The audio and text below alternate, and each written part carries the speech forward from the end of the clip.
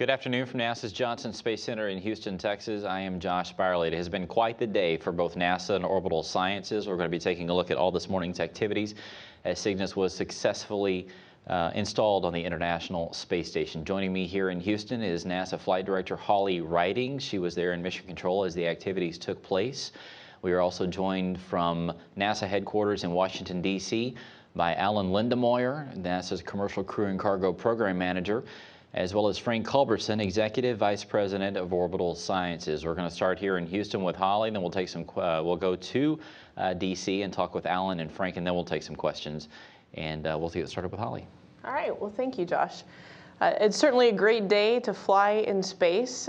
Today, the Cygnus vehicle successfully rendezvoused and was captured and berthed to the International Space Station.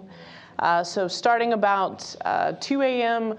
local time here in Houston, joint operations, which is the activity where the mission control team here in Houston, the mission control team in Dulles, Virginia, at Orbital responsible for this Cygnus, and also our colleagues at JAXA who participate in the Cygnus rendezvous with part of the communication system, begin to work together as a team in order to get Cygnus to the space station. So that activity started about 2 a.m. local Houston time, and then a series of maneuvers were completed as Cygnus moved from below the space station up to a point where the robotic arm could reach out and capture Cygnus at the Node 2 nadir, so just underneath the Node 2 module. And that activity occurred at 6 a.m. local time, just a few minutes earlier than the team had planned it.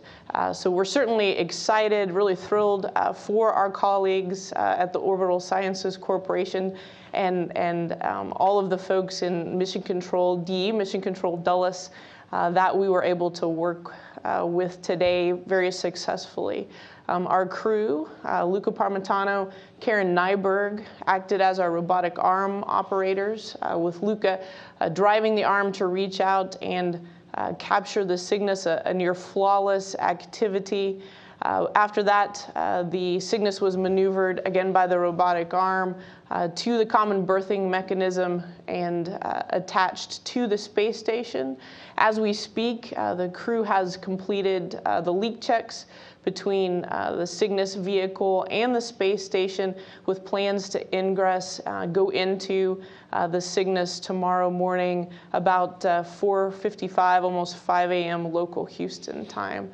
So a wonderful day to fly in space. First time we've done that jointly with our colleagues at the Orbital Sciences Corporation. And so congratulations to the entire Cygnus team. Back to you, Josh. Okay, let's go to NASA headquarters in Washington, D.C., where Alan and Frank are standing by, and let's hear from each one of them. Well, thank you, Josh. Couldn't be happier to be here today for the day we've waited for. And I just want to say congratulations, Frank, for the absolutely flawless mission that was executed this morning with the rendezvous and the berthing of the new Cygnus to the space station. It was just beautiful. Great teamwork. Thanks. Thank you to the entire Orbital team. I had the privilege to be working with Orbital since the beginning of our partnership, and I have seen this team in action from the beginning through all our design reviews, the requirements reviews, the preliminary design, the critical design, and all the challenges that have come up throughout the years.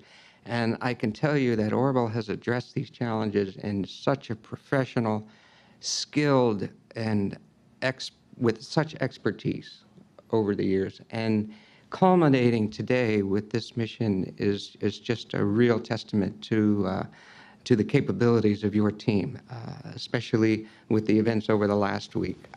It was just a very, very impressive job by the entire Orbital team. And then working so closely with the NASA team. I just couldn't be happier and more proud of how that worked. We started the program with 3 goals. One was to place strategic investments to kickstart the commercial space industry. not knowing if anything would actually emerge from that. But we knew that we needed to place these investments to remove the significant barriers to entry in such a tough industry. Our second goal was to see the development of new commercial space transportations at lower cost that could provide safe, reliable, and cost-effective access to low Earth orbit and the International Space Station. And the third was to become a customer for these services once they emerged. I think we can say today conclusively that we've added another partner to the list that helped us achieve these goals 100%. We now have 2 new launch vehicles, 2 new state-of-the-art autonomous spacecraft capable of carrying cargo to manned destinations, human destinations in space, and returning with such critical science and experiments that we need to continue our exploration. 2 new launch pads, 2 new mission controls, and the entire infrastructure to support these new systems. So I think it was a great day, culminating with the successes of the program in meeting those goals. So let me give thanks to my team who worked so hard back in Houston, the International Space Station, all the people at NASA across all the centers. We've reached back over the years to the folks at most all the centers to provide help when Orbital asked for it, or when our team needed a little expertise to do some of our reviews. Thank you to MOD and Courtney, who did such a great job this morning. Of course, Karen and Luca. It was just picture perfect today. Thank you to Charlie and all the NASA leadership who were so patient and believed and provided the support needed, and of course the administration and the Congress who stood with us all these years to help make this such a success. Frank brought us out this morning when we were waiting for the berthing to the top of the orbital building, and it was a beautiful, crystal clear dawn this morning, and we saw the most beautiful pass of the space station flying overhead along with Cygnus, and it became brighter and brighter, and it was the brightest object in the star this morning, and when it came right overhead, it flashed even brighter as sort of a signal to us saying, we're ready to do this. It really impressed on me how important it is to provide this capability so that we can continue doing that research that's so important to keep us exploring in space. It is critically important, Frank, the system that you've provided for us.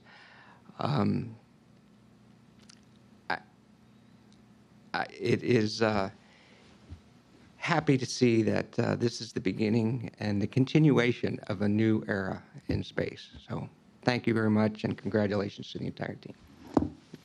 Thanks a lot, Alan. And just to continue on what you're saying, you mentioned that the space station is inspiring people to continue the experiments up there. And I want to just point out that this would not have been done without the students and professionals in this country that weren't inspired to go into science, technology, engineering, and math.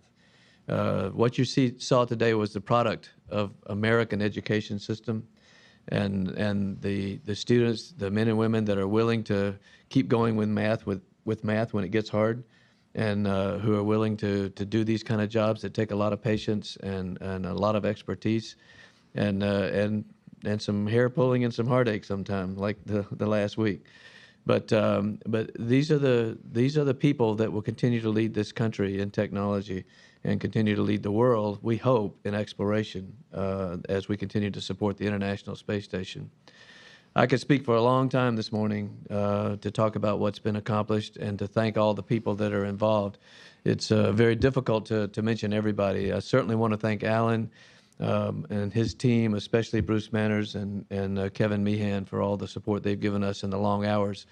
This has been a great public-private partnership, and NASA's investment and interest in this has kept us going. We have a big incentive ahead of us, and that's to execute the cargo resupply service contract, which will be coming.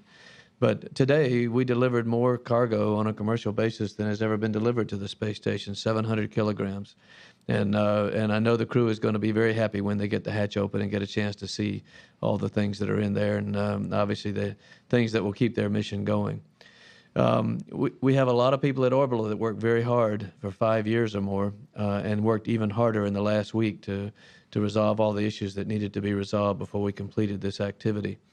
It has been a great team effort from the day the Antares launched and certainly that team did a fantastic job of getting us into orbit until today when the people who were really important in finishing this job, the crew, got a hold of it and brought it on board the space station. I want to thank Luca and Karen and the rest of the crew for the great job they did.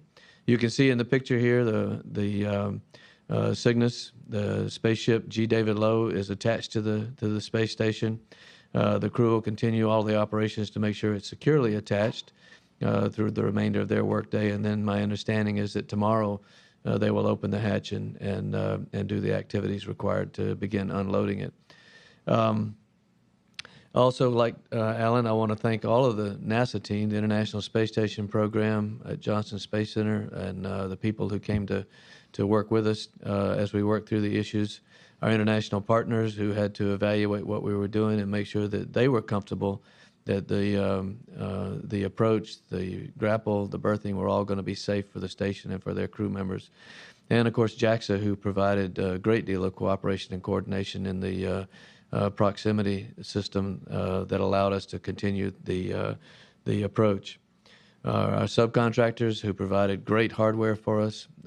Everything worked as advertised. And then, of course, our team that did a fantastic job in mission control and in the back rooms to control this mission, to operate it, and to get through the day. But we're not done. We're going to have to continue monitoring the systems and stay on orbit at least through October 22nd, and then detach from the station and do our deorbit. And then in about 6 weeks, we'll be launching again. And we're really looking forward to that opportunity to carry even more cargo to the station. We'll be able to carry approximately 1.5 to 2 tons of cargo each mission for the next 3 missions, and then we'll go up to over 2.5 tons on each mission, beginning with number 4, all the way through the end of the contract. And we know and understand and accept the responsibility. This is critical to the continuation of the station and the continuation of U.S. leadership in space, as well as an international partnership that I think is a shining example of how nations can work together when they have the ability to let their engineers, their scientists, their operators, and their professionals work together and get politics out of the way. This has been an example of patience, an example of excellent troubleshooting, especially in the last week, but throughout the program. And you have to be patient if you want to see good things happen. We started this program at Orbital over 5 years ago. Antares was begun before that. And it's been hard for many people, particularly in the management chain and in our investors and everywhere else, to be patient that this would work out. But sometimes it just takes that amount to get that happen. It took us a long time to get space station built. It took a long time for shuttle to be developed. It's taking a long time for the next steps. But in the end, it is worth it, because this is how we continue to explore our universe, to explore the solar system, and how we also inspire the next generations. If they don't have something like this to look forward to, they're going to drift off into other areas. And if we don't keep them involved in STEM, in engineering challenges, in the technology that's available out here, we're going to lose again our leadership. The future is bright, I think, for this partnership and for this relationship. We're looking forward to many more opportunities. And I have to relate to you what I heard many times this morning from a team that was very excited, very tired, and just thrilled to be where they were. But many of them who had worked on other systems, other spacecraft, other launch vehicles, and at other places came up to me and said, "This is different. This is really amazing, and I'm so happy to be a part of this." And those of us who've been in human spaceflight a while know what they're talking about. And now we have a whole other group of people that understand how exciting it is to be a part of this and to take one spacecraft and attach it to another that's got human beings inside it, and to continue to build on it and continue to show that these things can be done when everybody works together and we put our mind to it. We got a whole new set of people that are committed to supporting this. And we had a bunch of kids in the auditorium this morning at Orbital, family members and friends, to watch what was going on, and a lot of smiling faces, even at that early hour, who I think were very proud to be a part of this historical moment. So on behalf of David Thompson, our CEO, and our entire leadership team, I want to thank NASA for the opportunity. I want to thank you for the great cooperation and collaboration, and I especially want to thank my team back at Orbital. I just happen to be the guy lucky enough to be sitting here and talking about it, but they are the ones who really made it happen, and I am so proud of every one of them. Thank you. Excellent. Okay, thank you, Alan and Frank. Let's take some questions now here in Houston first. Robert? Hi, Robert Perlman with CollectSpace.com. The question for Alan, given your description that this morning's events were flawless, where does NASA stand in terms of giving the official go to Orbital to proceed preparing for the first CRS flight? Do you need to wait for the end of this mission, or are they good to go now? No, they're good to go.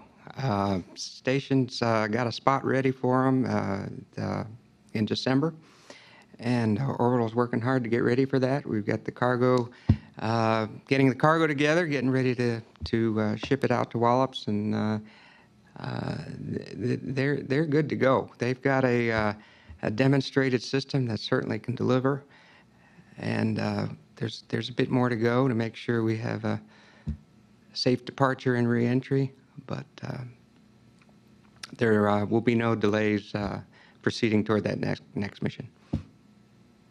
Great. And for Holly or Frank, given the delay, the week delay to getting to station, are you still planning an October 22nd departure? And if you are, how does that affect the crew time in terms of unpacking? Are they under any additional pressure?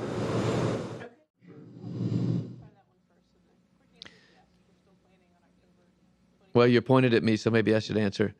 Holly will probably elaborate, but my understanding is that the crew has plenty of time to unload. It's a fairly small load compared to our maximum load, about half or less. So they should be able to make that happen and then load the disposal cargo prior to that date. We'll leave whenever NASA says they'd like for us to vacate the port, but my understanding is that the 3 weeks should be sufficient. And I'll follow along with what Frank said. 3 weeks we believe is sufficient. The cargo is not completely full, as it will be in future flights. And so right now we are still officially planning the October 22nd release, as was planned pre-launch. Okay, is that it, Robert? Okay, let's go to the phone lines. James Dean with Florida Today, are you there?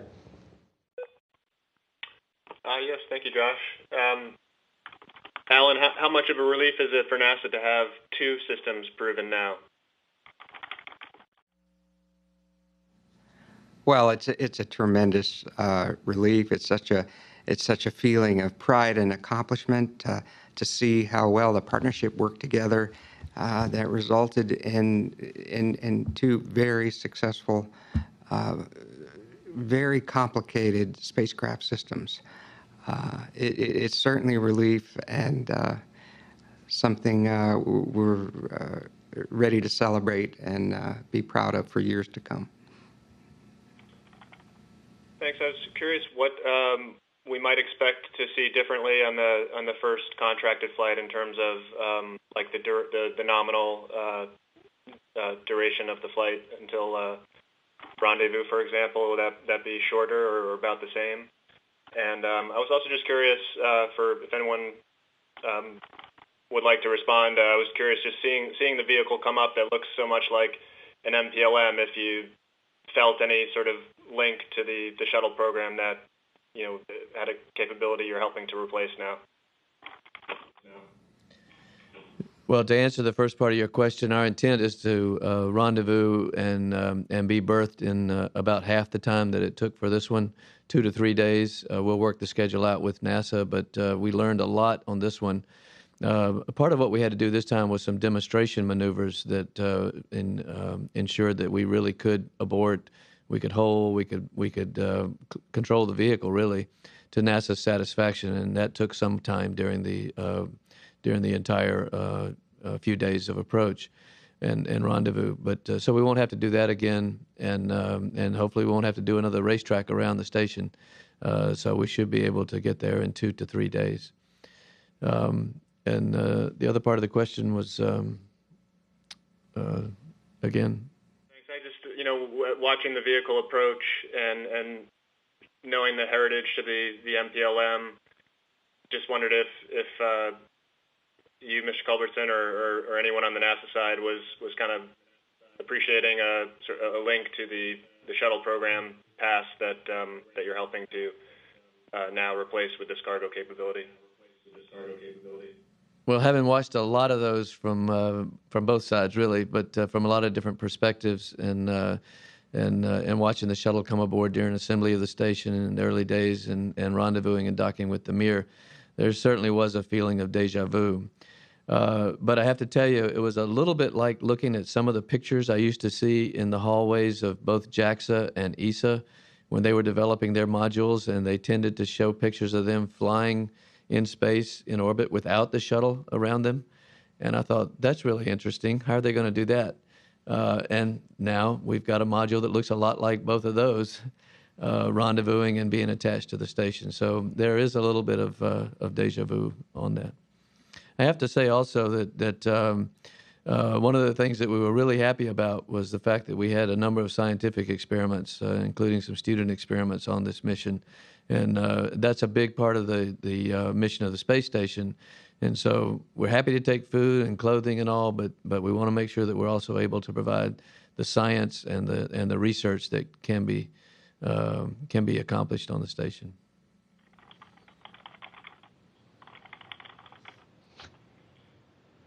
Okay, James, is that it? Yep, thanks. Congratulations. All right. Let's go to Doug. Is it Doug Moaning with TMC Net? Did I get that right? Doug Mooney with TMC Net, correct. One question for each. Alan, my question to you is, what's your level of confidence for lessons learned on this program as applied to commercial crew? And my question to Frank would be, you indicated next flight rendezvous will be 2 to 3 days.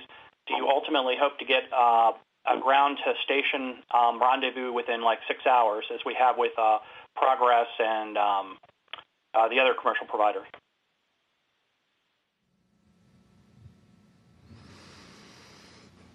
You're on. Right. Well, certainly learned a lot of lessons. This was an experiment of a new way of doing business for NASA in this type of partnership.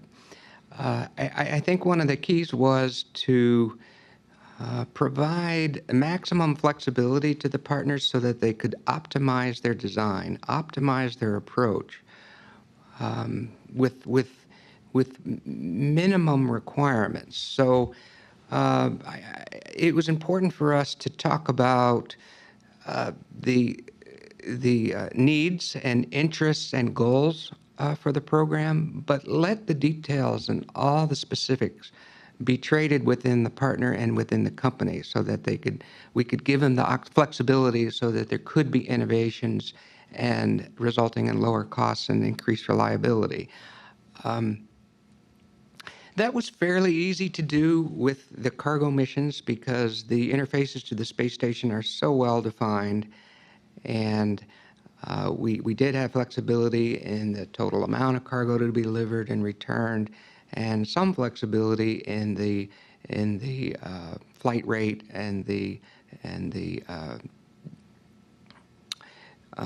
visits to the space station. So in that sense, I think flexibility is important, except where it's regarding the safety of the crew and protection of the space station. I mean, we were firm with those requirements for those interfaces, but everything else we were able to be quite flexible, and I think that's a really important lesson.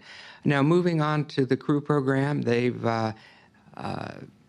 we've shared a lot of information with the crew program. They started the program with this type of public-private partnerships under the Space Act agreements, and I think that's worked out very well.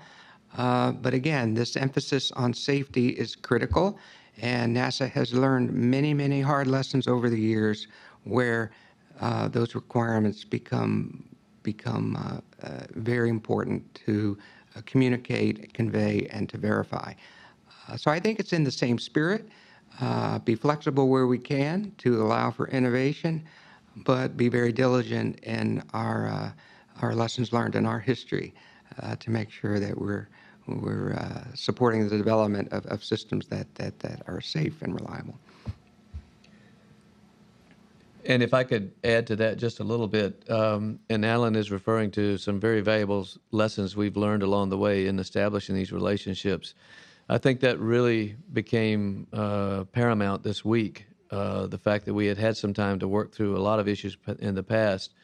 But that really didn't match the challenge of dealing with a real-time flight problem that you had to solve before you could actually deliver the cargo. As you know, this is a precursor to the cargo resupply services contract that we have with NASA. But I have to say that even though we operated this as if it were a service, this was still part of the Space Act agreement and was a demonstration. But the business side never really came into play amongst the technical teams. Now, obviously, that's something we have to be concerned about as a company, but that's something you'll worry about later.